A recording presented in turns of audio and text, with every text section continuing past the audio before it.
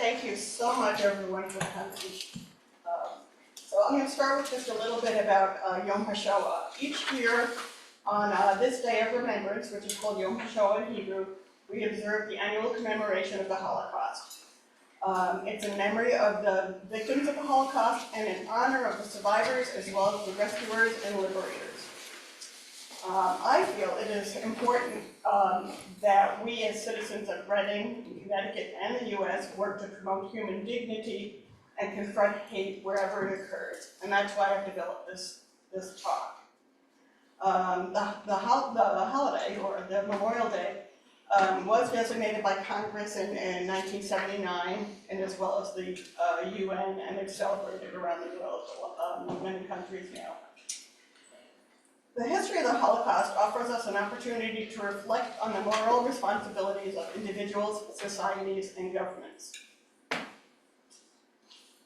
I am the daughter of two Holocaust survivors, Helen Bronner, also known as Hella, and Sam Bronner, also known as Shalom. And I'm here to tell you their story and bear witness for the relatives I never knew.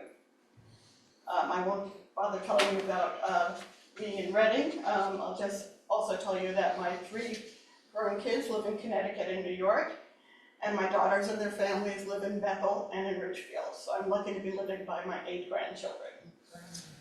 My mom, pictured right here, is 97.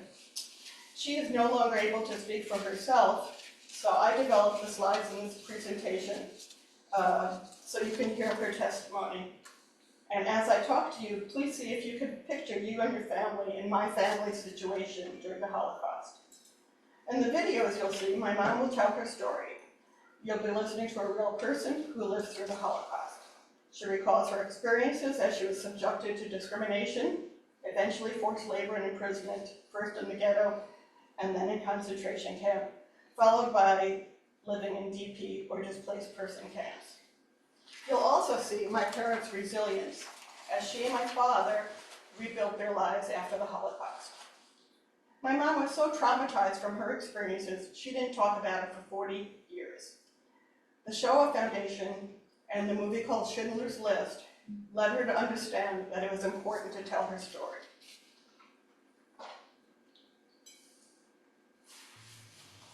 My mom was born in 1927, and up until 1939, life was pretty good. She went to school, played with her friends, like a normal kid in a normal childhood. Her sister was 5 years older. Her sister is the blue arrow. Her mother is the blue arrow in the picture on the left, and my mom is the yellow arrow. Her dad was part owner of a luggage factory. Her mom was a homemaker, as was typical back then. My mom's family was modern, upper middle class, like many of us, and though they were Jewish, they were not outwardly Jewish. And she lived in a town that was minority Jewish. My dad's family was observant and could easily be seen as Jewish, and they were poor. None of this made a difference as to each of their family's fate. My mom and dad have explained to me that before the war, there was occasional anti-Semitism in their hometowns prior to the Nazi invasion.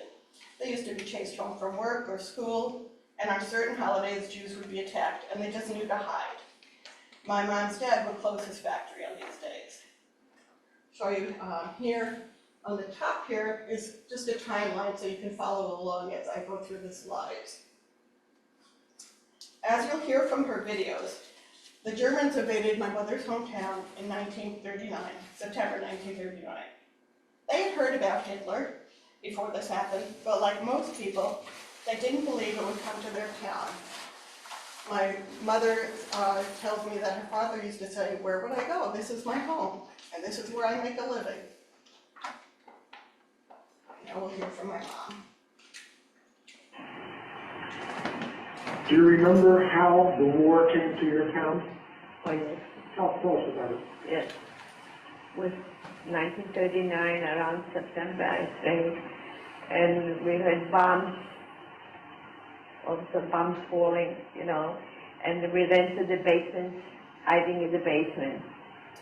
And they occupied the city like the day with the German trucks already, and, you know. And it didn't take long.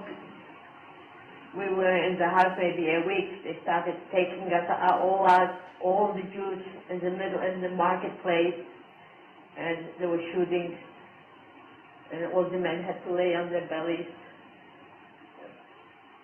And this was like overnight, and it happened a few times. And then they burned the synagogue, and they, we had to give up everything that we owned, little by little. And the next thing that happened that she's going to discuss is they made a Jewish ghetto in her hometown. And then they put us on the other side of town. They put like 3-4 families in one room. This was like the ghetto already. We realized it was like a ghetto. We were not allowed to go where we wanted to do what we wanted. Was the ghetto enclosed with wire or? No, it's no wire. You just told you're not allowed to get out, from this part, like half of town, and and you're not allowed to do whatever you want. We had to wear Jewish stars, armbands, and we were not allowed to go to school no more, no school. As soon as they came in, no more school. They took away my father's factory, and they took away all our possessions. So as my mom said, from the time of the invasion, school was forbidden. So keep in mind she was 12 years old and her education stopped at that time. These are a couple of questions that I ask when I'm presenting to school kids. I've been presenting in the area schools, but I think it's still relevant to ask it of you adults. What if you were picked for persecution because you had blue eyes? How would you feel and react? What would you expect from other people in the way of help, rescue, or support? And what would be your reaction if your synagogue or church was burned down out of hatred? These are pictures from the ghetto in my mom's hometown. On the left there, you can see a family on their way to the ghetto, and you see an old-fashioned baby stroller there, and that's all the possessions they were allowed to take to the ghetto. And as she said, usually there were about 15 to 20 people living in one room. That is a German soldier just watching the ghetto deportation. And this is a little bit of what my mom talked about. There's the German soldiers in the background, and all the Jewish men for that day were made to lie on their bellies, and they're doing document inspection. These are all pictures, primary source pictures taken from museum sites and things like that, but they're from my mom's hometown. That day might have been a lucky day that it was only, they had to lay on their belly. Lots of times there were shootings, hangings, deportations, family separations.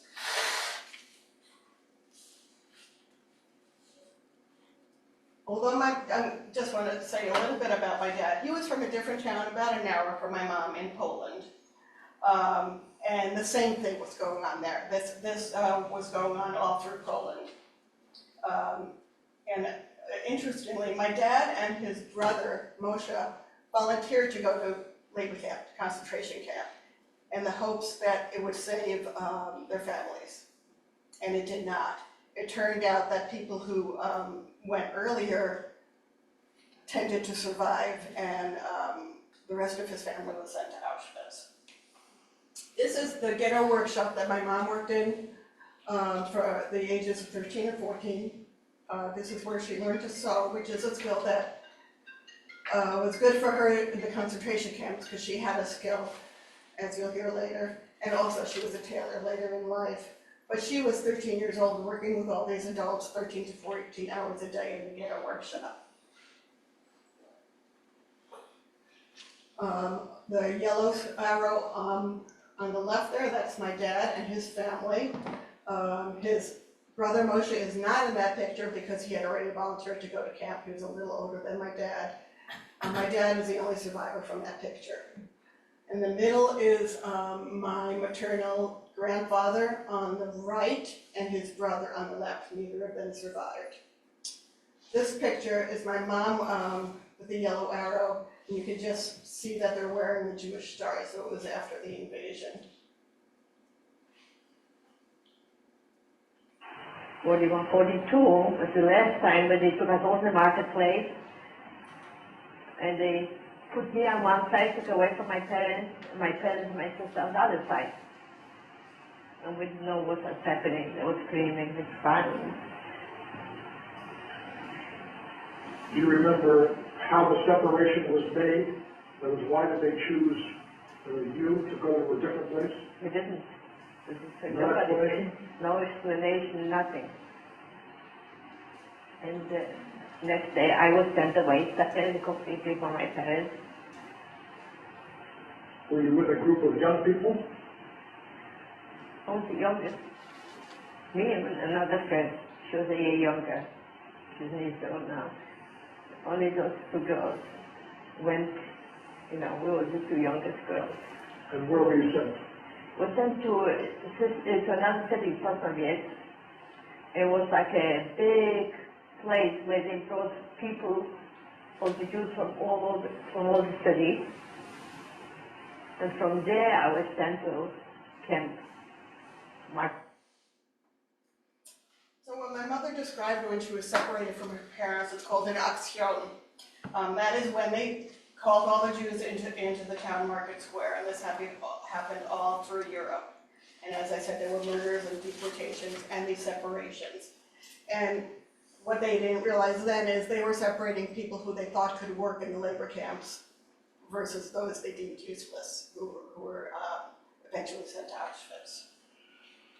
And after this point, and she was 14 or 15, she never saw her parents or her sister again.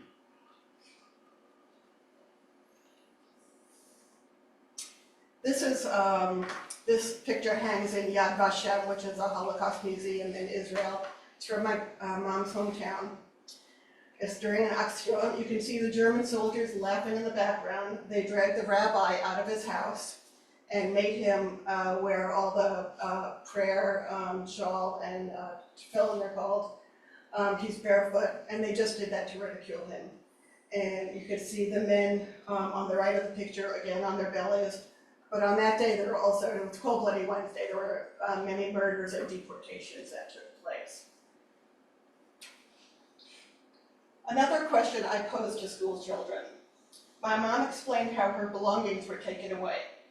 If someone told you they were taking away all your belongings, except what you could fit in a small backpack, what would you choose? My mom was left with 2 dresses, and she managed to hide some family pictures that you see on some of these slides.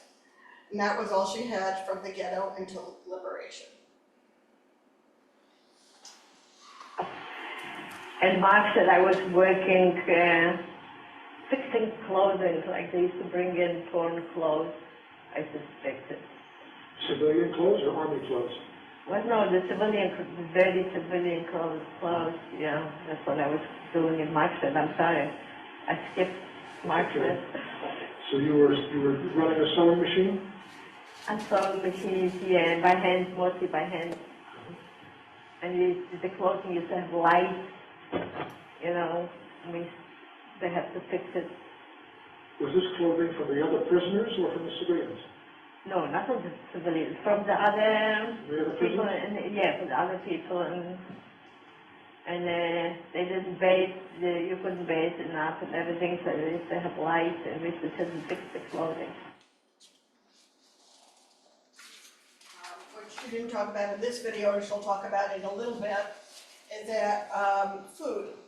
They got 1 piece of bread a day, and maybe some watery soup. That was all they got for every day. And Markstadt was the good camp that she was in. Now we're going to be a little bit about my parents' love story. Clothing. And that's where I met my husband. That time my boyfriend, they used to be, part was for the women, other part on the other side was for the men. And he worked in the kitchen. Did you know at that time that one day you were going to marry this boy? No, I didn't know. Because he wanted to help me and I couldn't take. I was proud. He wanted to give you more food? He wanted to give me food. And why did he want? No, he wouldn't take. Because my mother used to say, If you take from a boy, then you gotta marry him. It's not that I could marry him. I used to walk around hungry and I wouldn't take. But then I got very, very sick. I had pneumonia, water on my lungs, and there was no antibiotic, no medication, and I was really dying. So he brought in food without me knowing it. But I don't know how I survived, but I did. When you left Markstad, what was the name of the next place where you went? Can I say more about Markstad? Sure. Because I found out that over there, I saw what my husband, then boyfriend, did, that he was helping so many friends over there. They're giving out food and risking his life. And he was so good. Yeah. He was helping so many people and risking his life. I couldn't believe it. Where did you go next? Right? After Markstad, where did you go? After Markstad, we were separated and we were sent away to Peterswalda. My dad, so he was lucky to be a cook, of course. And he did help save many lives by risking his to give people a bit of extra food. He would have been shot immediately, no questions asked, if he was caught. And the way he did this is there were ration cards, and you'd get punched when you got your food, and he would just keep punching the same hole over and over again. We were told, when I was a child, people would always come up to me and my mom and tell them how they were alive because of my dad. Where did you go next? Right? After Markstad, where did you go? After Markstad, we were separated and we were sent away to Peterswalda. That's where I worked in the music factory. So, And what country was that in? also Germany. That was also a labor camp or Also, concentration camp? also concentration camp. Tell us about that camp. That camp, I worked in a music factory. And You also lived in the barracks? also, of course, Yes. How long did you stay there? another year and a half. That took you to approximately 1945, correct? Yes, hungry, starved every day. So the living conditions were more difficult there than in Or Markstad? harder even, it was harder than Markstad. I had a friend, they took that piece of bread away from me and made me portions. That's how I survived. Otherwise I would have eaten it up in one time. And she took it away from me and cut it portion, hid it. So I was able to survive.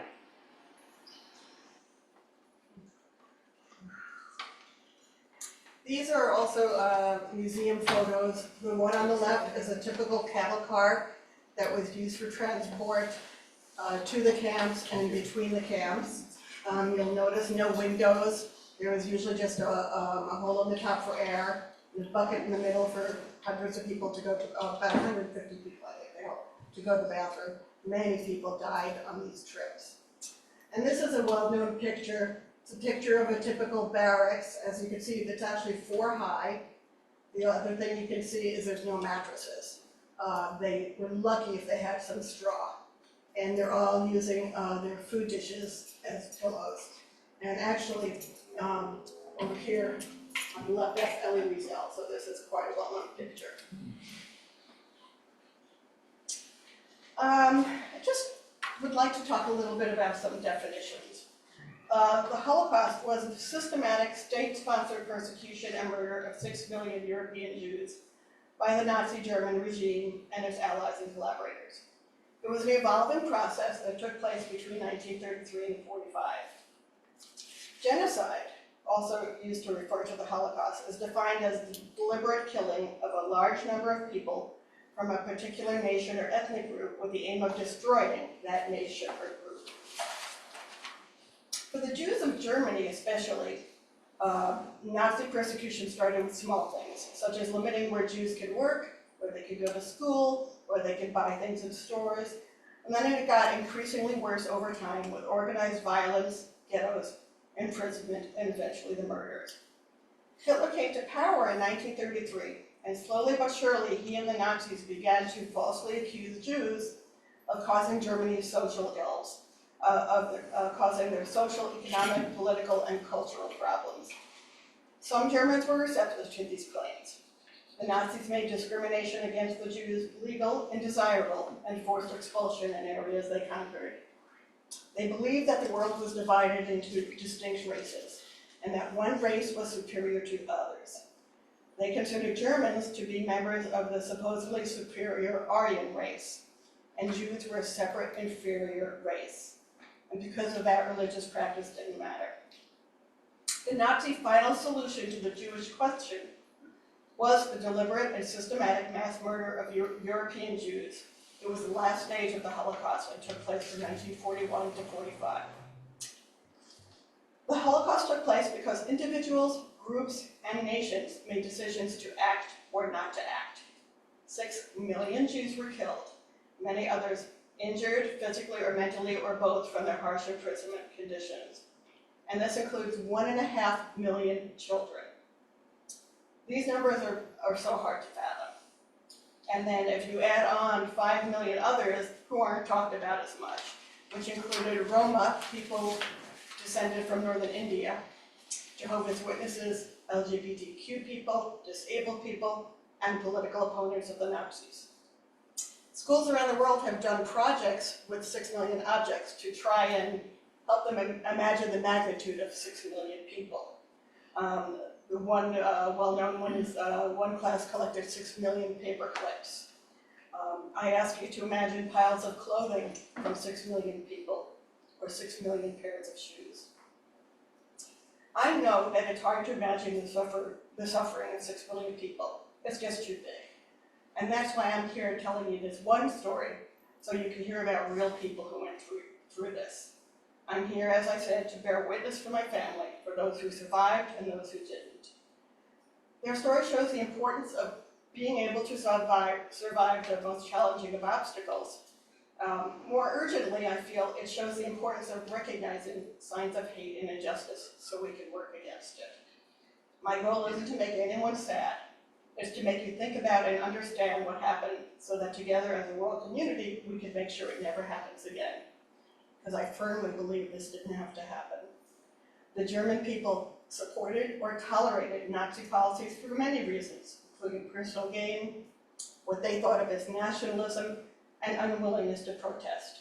Countries, communities, neighborhoods, and individuals made choices, and those choices made this history. Now I'll continue a little bit with the story. Liberation occurred in April of 1945. When the German army knew they were defeated, they abruptly left many of the camps, in some cases leaving inmates who were on death marches out of the camps. Death marches took place because the Germans didn't want the Allies, in my parents' case they were liberated, one by Russians and one by Americans, to see the horrific conditions and the murders in the camps. This is just a map to show you a little bit of the journeys of my mom in particular. The purple triangle is where she was born in Olkusz, Poland. The blue square is in Germany. That was the first camp she went to. Sosnowiec was where they gathered people to be deported to camps, and that's that Pentagon. I'll talk about the other stuff later. One with this one? No, I went with a few friends. That, with a few friends. We met other people on the way, and I went to Olkusz to look. I still didn't know what happened to my parents and my sister. And I found there's nobody around, nothing, no more. And I found out what the war was all about Auschwitz and everything. How did you find out about Auschwitz? From other inmates, then I found people that were in Auschwitz. And I went to Olkusz, and then I met somebody that spoke to my sister and told me about my parents and my sister.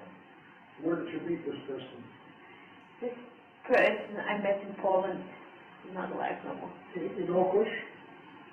Not in Olkusz, no. In In Poland, I don't remember what city I saw. Well, can I go back a little bit? Yeah, sure.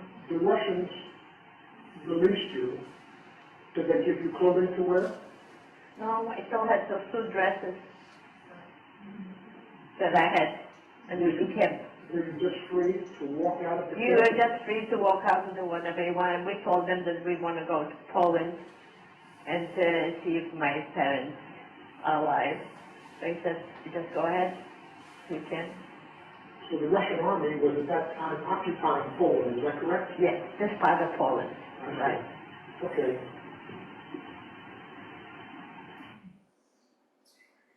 So suddenly, my parents, though separated, were free. First and foremost, people went home to search for their families. My mom, as she explains, was the only survivor of her immediate family of 4, and an extended family of aunts, uncles, and cousins, more than 50 people. She was the only survivor. What she didn't say here, which she told us separately, was her sister was actually alive till right before liberation, and she died of typhus right around the time of liberation. Someone had seen her at kind of at the barbed wire for Auschwitz working out. My dad was the only survivor, along with his brother Moshe, who had gone to camp early, of his family of 6 brothers and many aunts and uncles in Poland. What will become important later is one aunt had previously immigrated to the US in the 1920s. So having no one, most people went to DP or displaced person camps, where as a community there was support to figure out how to start their lives over again after having lost literally everything. You'll note in the next video, my mom calls DP camps a kibbutz. That was the common phrase they used because most people were going to Israel, and that was the collective communities that were sprouting up all over Israel. Yeah, I was not a youngster no more. I was already 18. 18 years old. 18 years old already. Tell us about the kibbutz that you went to. What was the name of it? I don't know, it was Shoma Hazayir kibbutz. And I went into kibbutz and thinking I was going to go to Israel. How did you know about this kibbutz? Who told you about it?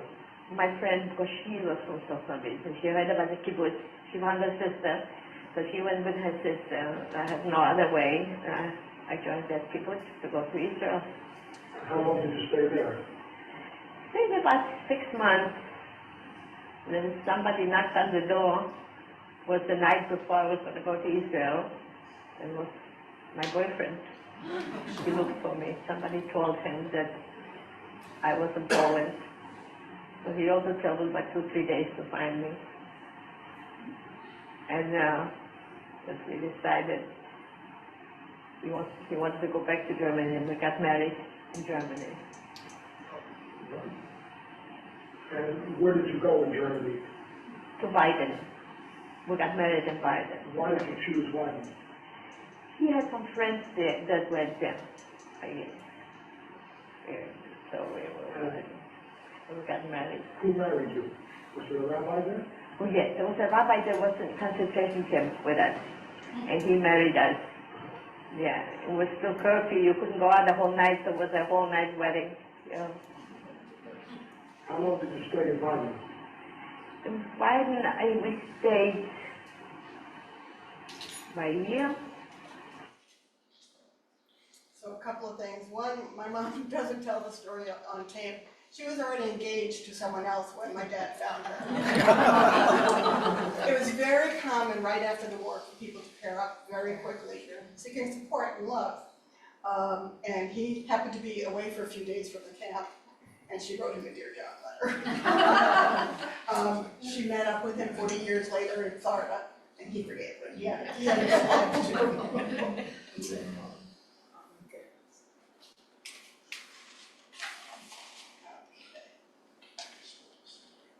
Where did you want to go? We wanted to go to Israel. So the Haganah helped us to go from Germany through Italy. To Italy we went first.